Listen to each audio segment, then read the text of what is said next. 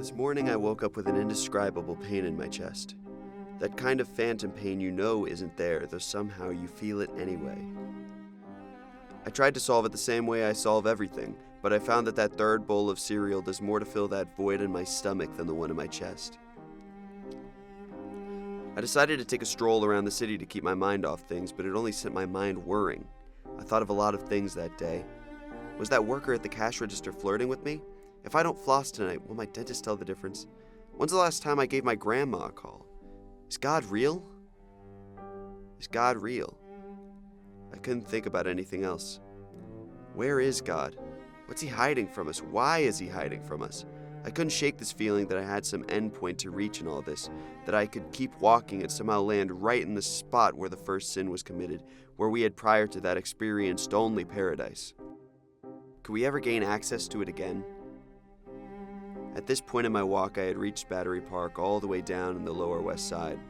On the way, I had seen many different faces, smelled different smells, felt different emotions, and I wondered how many of them fit into paradise. I ran into a friend whom I hadn't seen in years, and we talked right through each other about all sorts of things that didn't matter, but the only thing I could focus on was the mullet he had left growing on his head for seemingly months, if not years. God, that doesn't seem very clean. Does he use shampoo? Adam and Eve didn't have shampoo, and they were better off. But how did they stay clean? They lived there for a week or so, and they never even had a spot of dirt on them? No dandruff, not even a pimple? Well, I guess that's what made it paradise.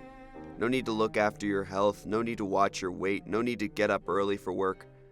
I said goodbye to my friend and headed further on uptown, and I thought more about those faces, those smells, those emotions. What would they have to do to get in?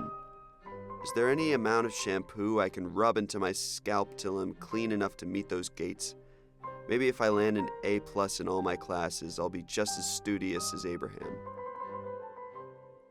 Hopefully I can just keep walking, and eventually I might fall right into a wormhole that plops me right in that green meadow, like Alice plummeting down that rabbit hole in Wonderland.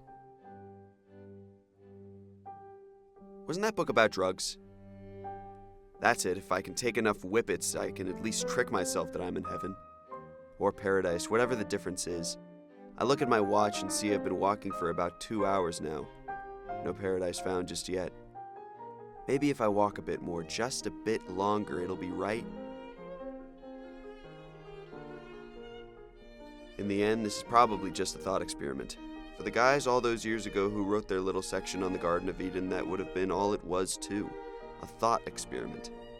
They drew a garden because that's what they saw. Had it been written a millennia later, the Garden of Eden may have been a Fortress of Eden. Another millennia, chat room of Eden? I'm not really sure. Let's stick to a garden. This garden may not have all the same things as the one all those years ago. Maybe your garden has unlimited supplies of shampoo and you never wake up with bedhead. Simon and Garfunkel plays endlessly in the background and all the time in the world for you to finally pick up the oboe like you always had talked about. Or your garden finds Simon and Garfunkel too saccharine and Rage Against the Machine bangs in your ears until they bleed. Except they never do. And there's a lifetime of Ritz crackers in your pantry. I don't know what your paradise looks like. I know what mine looks like, and it doesn't look anything like either of those, but we might all have a little overlap in ours. Maybe there isn't one single paradise, but that shouldn't stop you from finding it.